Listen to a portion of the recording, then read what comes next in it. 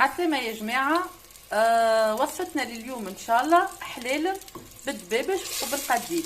اول ايتاب بدينا بها، حطينا القديد شوية زيت، تركة زيت، وقصينا كعبة بصل ومعاها شوية معدنوس وكلاصق، ونحطوهم يتقلاو الكل مع بعض.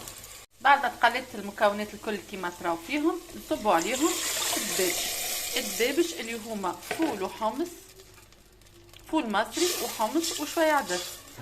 نزيدوهم شويه ماء ونخليهم يطيبوا.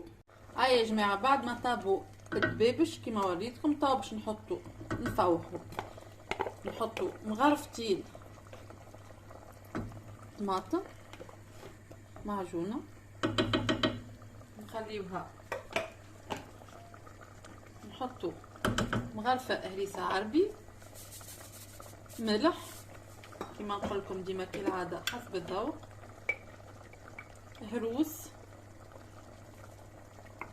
فلفل مهروس، هذاك مهروش هروس،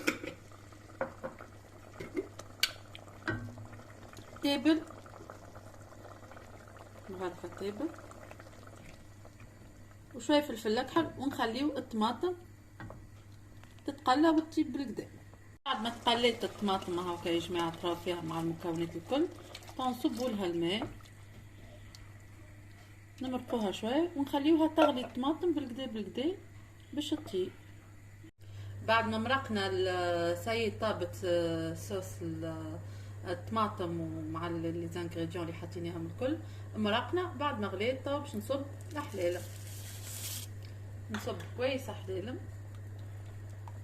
كيما العاده، كي الحلالم كي الشوربه كي الكل. يلزمك نرميوها تغلي ونراو الكعبات يطلعوا. اللي يحبها يابسه يزيد الكونتيتي نتاع الحلالم شويه، وعينكم ميزانكم. هاي حلالمنا يا جماعه طابت، ان شاء الله تجربوها وان شاء الله تعجبكم وتاكلوها صحه وبالشفاء.